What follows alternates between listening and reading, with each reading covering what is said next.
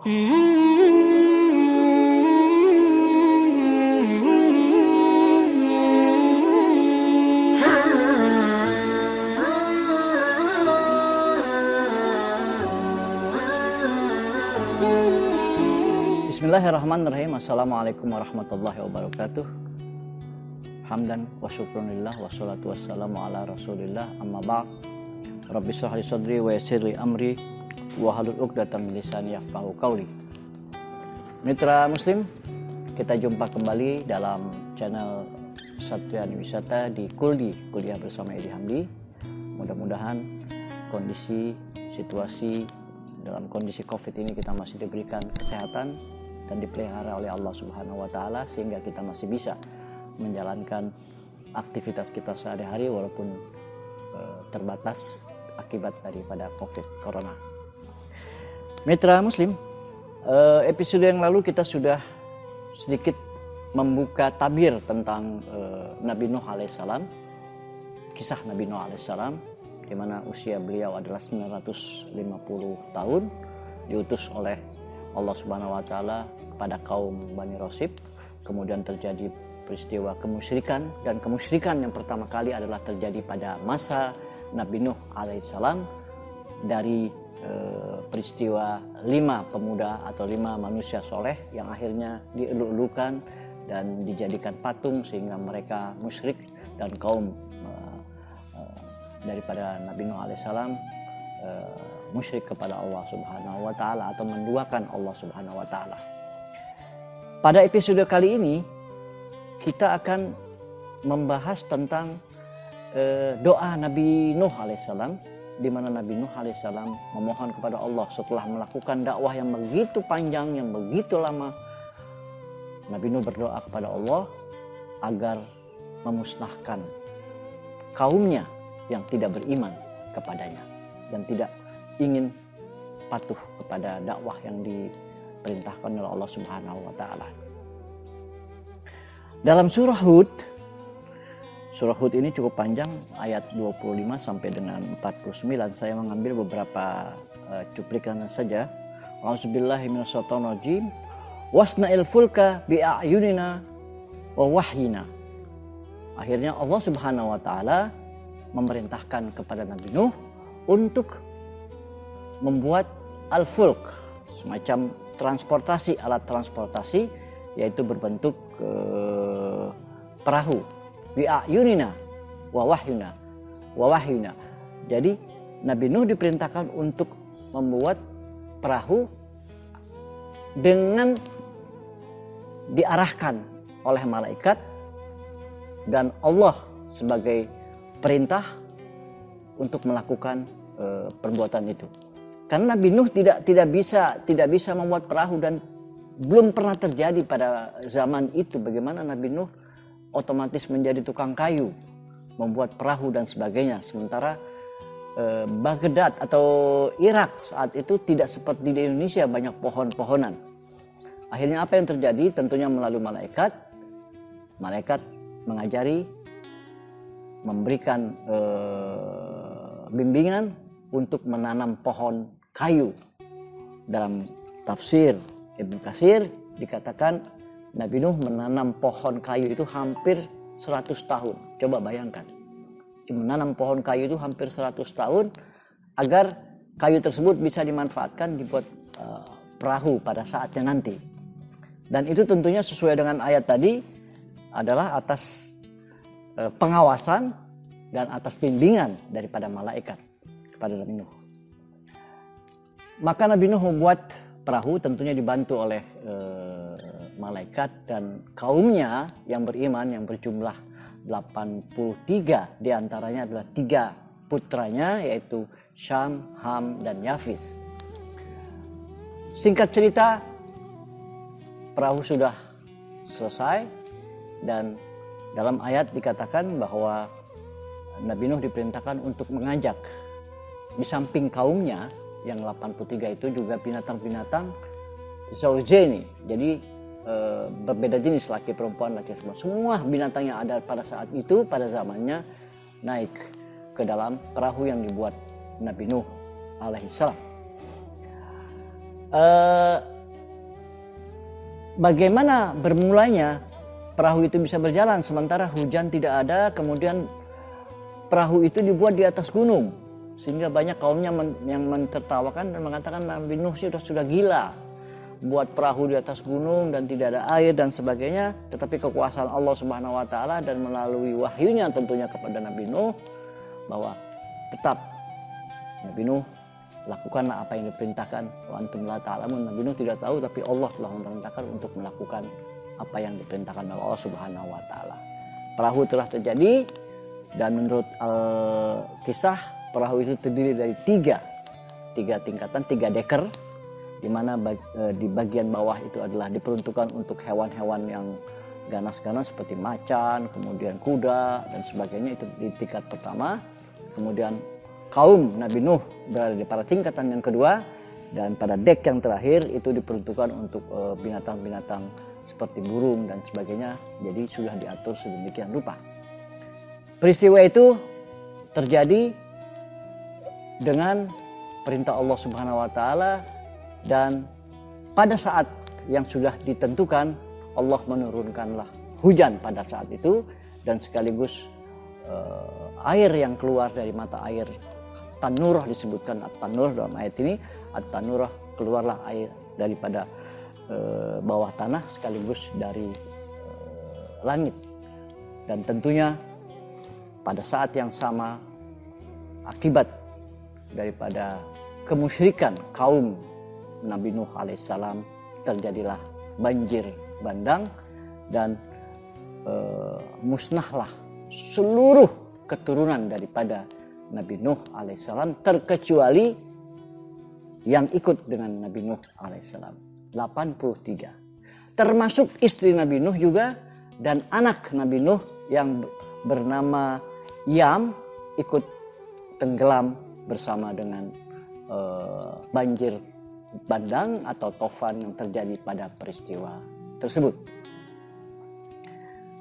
Tentunya perjalanan yang dilakukan atau yang dilaksanakan oleh Nabi Nuh, kalau dilihat dari tafsir Ibnu Katsir, ada hal yang mungkin bisa saya ambil. Ada doa yang dibacakan Nabi Nuh ketika bergerak kapal tersebut dan hujan mulai turun yang begitu besarnya. Ada bacaan yang diajarkan oleh dalam Al-Quran. Nabi Nuh alaihissalam membaca Bismillahi majreha wa mursaha inna rabbi laghafurur rahim. Seperti juga yang kita lakukan khususnya para traveler kalau melaksanakan tour, atau kita mungkin akan meninggalkan atau melakukan perjalanan, maka salah satu doa yang diajarkan adalah Bismillahi majreha wa mursaha inna rabbi laghafurur rahim. Itu satu. Berapa lama Nabi Nuh berada di atas air? Dalam tafsir atau dalam tarikh yang kami baca, dimulainya pada bulan, jadi pertama kali Nabi Nuh beserta kaumnya naik ke perahu itu pada bulan Rajab. Pada bulan Rajab, dan perahu yang ditumpanginya itu berakhir di pegunungan Judi, disebutkan dalam Al-Quran. Judi itu pada tanggal atau persisnya pada bulan Muharram, 10 Muharram. Jadi kurang lebih kalau dihitung dari Rajab, Sya'ban, Syawal, Zulqa'dah, Zulhijjah, Muharram, kurang lebih 6 bulan.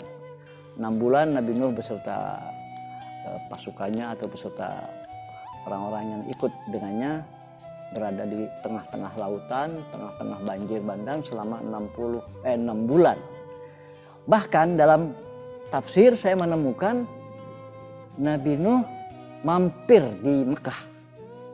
Jadi kapal yang di atas kekuasaan Allah tentunya, Nabi Nuh pernah mampir di Mekah selama kurang lebih 40 hari.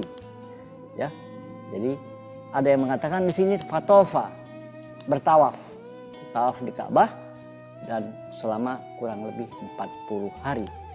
Ada lagi yang menambahkan dalam tafsir atau dalam sejarah bahwa Nabi Nuh alaihissalam pada saat itu membawa mayat Nabi Adam alaihissalam, memindahkan mayat Nabi Adam alaihissalam dari satu tempat yang pernah saya kisahkan dulu, yaitu di India. Kalau memang di India, Nabi Nuh membawa mayat tersebut menuju ke Mekah, sehingga Nabi Nuh menguburkan kembali Nabi Adam alaihissalam di kota Mekah, yaitu di Jabal Abi Qubais, karena Nabi Nuh mampir ke Mekah.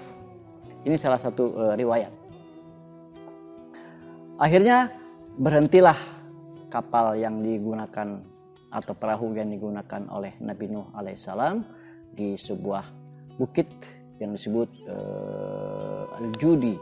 Judi itu kurang lebih perbatasan antara Syria dengan Turki, ya, pegunungan itu. Wallahu alam apakah sudah ditemukan atau belum peninggalan daripada perahu Nabi Nuh alaihissalam. Baik, mitra Muslim, ada satu riwayat yang dituliskan tentang bentuk perahu yang digunakan oleh Nabi Nuh alaihissalam. Riwayat ini disebut riwayat gharib, asing, ya.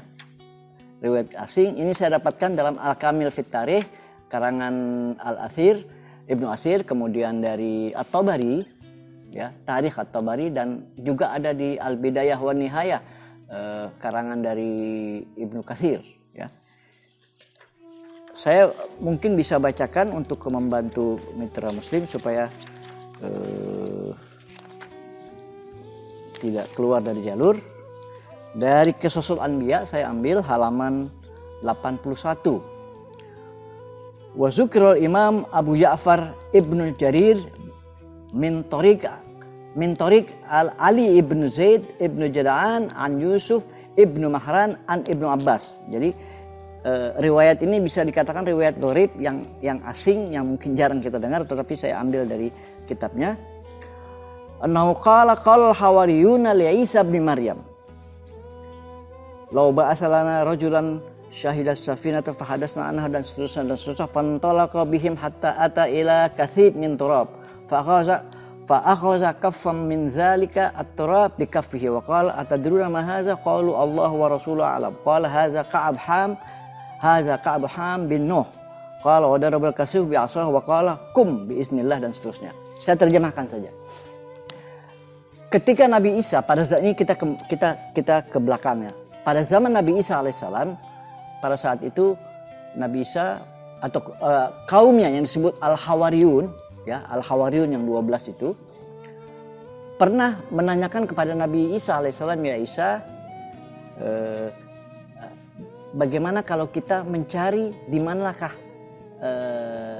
di manakah kapal yang dikendarai oleh Nabi Nuh alaihissalam. Tentunya kita tahu Nabi Isa banyak mukjizatnya. Salah satu mukjizatnya adalah ini yang saya akan bacakan. Akhirnya Nabi Isa membawa Hawariyun kaumnya ke salah satu tempat, ke Turab yang ada pasirnya atau pasir terbuka, dan dengan tongkatnya dia memukul ke pasir.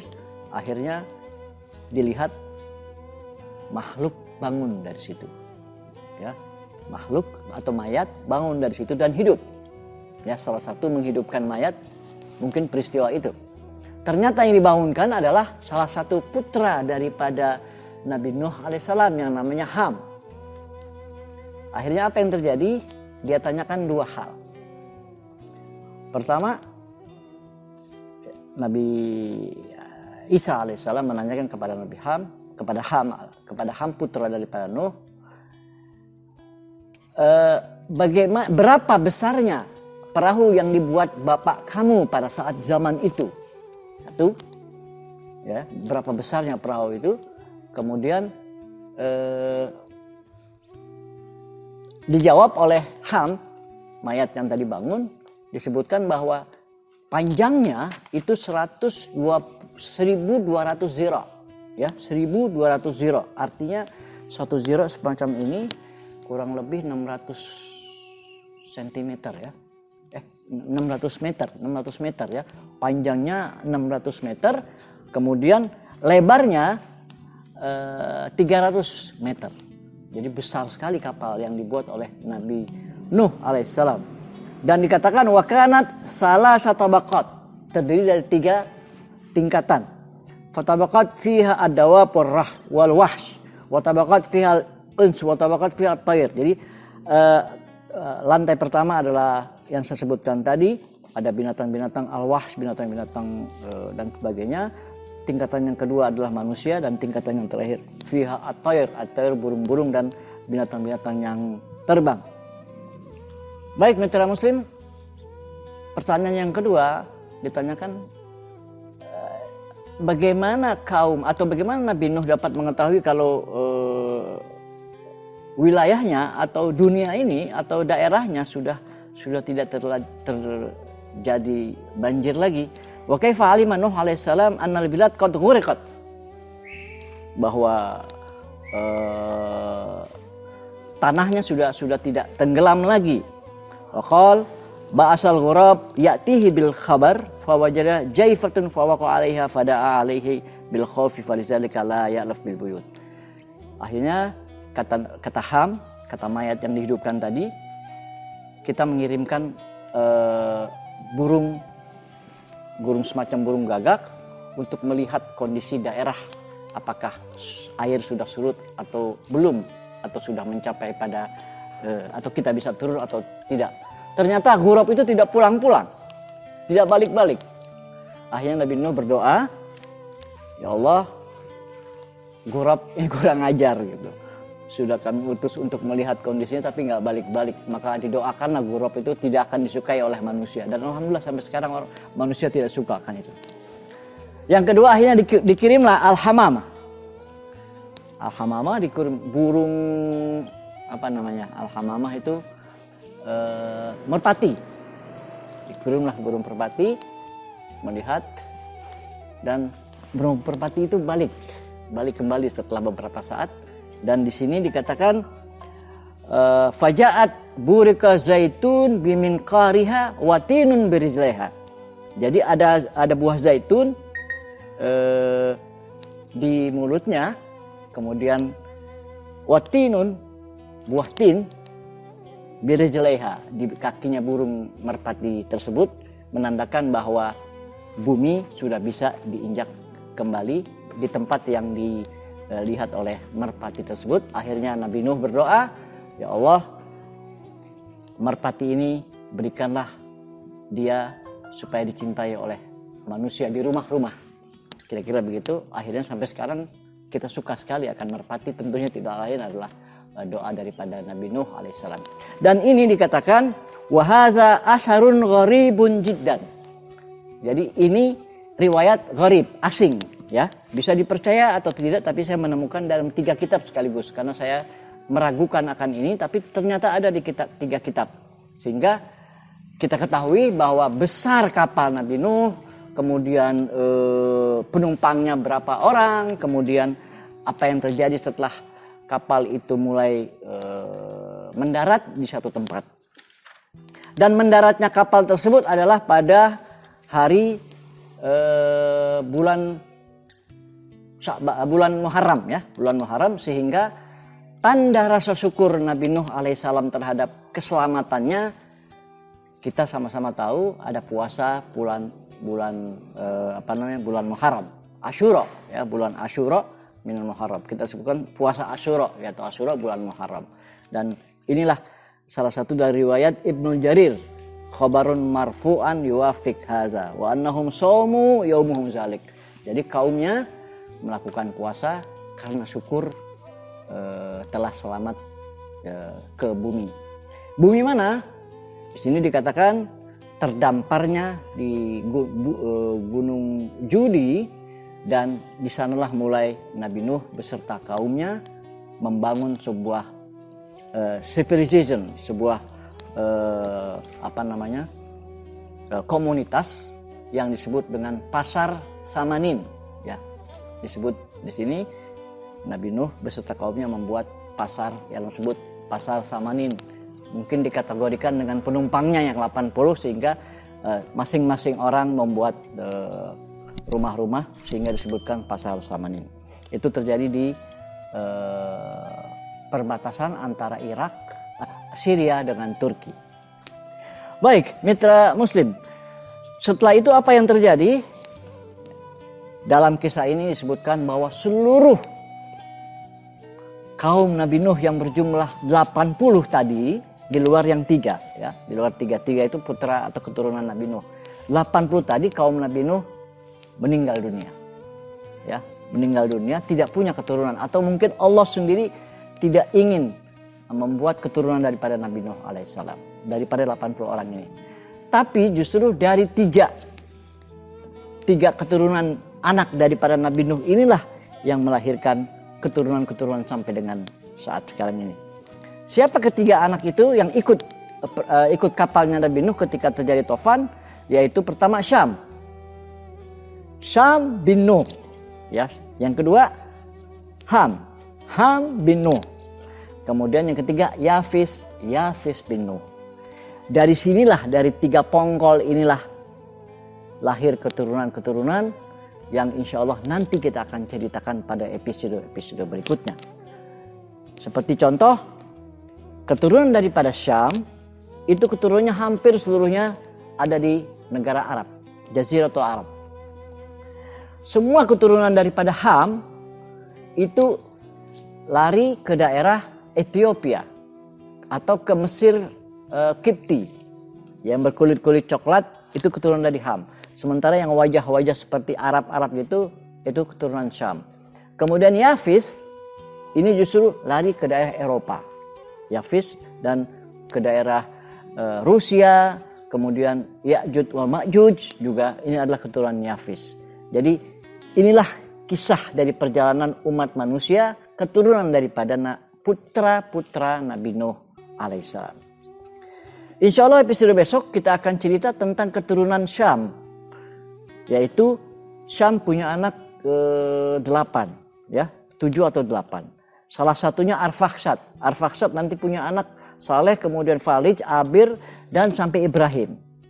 Kemudian Syam juga masih punya anak satu lagi, anak yang pertama yaitu Iram. Dari Iram akan lahir Ad dan akan lahir Hud alaihissalam. Dari Iram juga akan melahirkan keturunan yaitu Aus. Aus menurunkan Samud dan menurunkan Soleh. Nah, jadi dari Syamlah akan lahir nabi-nabi yang insya Allah akan kita ceritakan pada episode selanjutnya. 3 sudah kita ceritakan, Nabi Adam, kemudian Nabi Idris, dan sekarang Nabi Nuh. Insya Allah besok kita akan lihat keturunan Syam dari Iram, yaitu kaum Ad yang melahirkan keturunan yaitu Nabi Hud alaihissalam. Kemudian juga dilanjutkan dengan Nabi yang kelima, Nabi Soleh, yaitu keturunan daripada Aus dari keturunan yang diutus oleh kaum Samud. Baik, mitra Muslim, akhirnya kita selesai sudah menceritakan tentang kisah Nabi Nuh alaihissalam. Mudah-mudahan ini bermanfaat untuk kita teladani dan minimal kita mengetahui tentang kisah dan keturunan daripada para nabi. Dan saya ingin mengatakan bahwa bisa dikatakan Nabi Nuh ini merupakan batu loncatan daripada keturunan-keturunan Bani Adam, ya, karena dari Nuh lah lahir beberapa keturunan-keturunan dari 3 pongkol tadi, Syam, Ham, dan Yafis. Dan masih banyak lagi nanti kita cerita silsilah daripada kenabian yang lahir dari 3 generasi atau 3 anak putra dari Nabi Nuh alaihissalam. Mudah-mudahan ini bermanfaat untuk kita sekalian, dan kami tunggu tentunya saran dan kritik mitra Muslim dalam acara Kuliah bersama Edi Hamdi. Lebih kurangnya mohon maaf. Hadanallahu wa iyyakum ajmain. Wallahul muwaffiq ila aqwamit thoriq. Wassalamualaikum warahmatullahi wabarakatuh.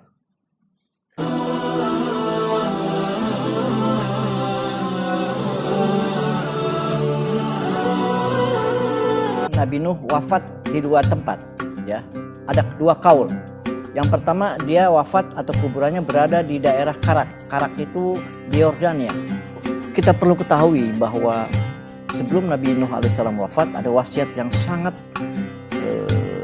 fundamental. Mungkin tidak banyak orang tahu, tapi sering kita dengar.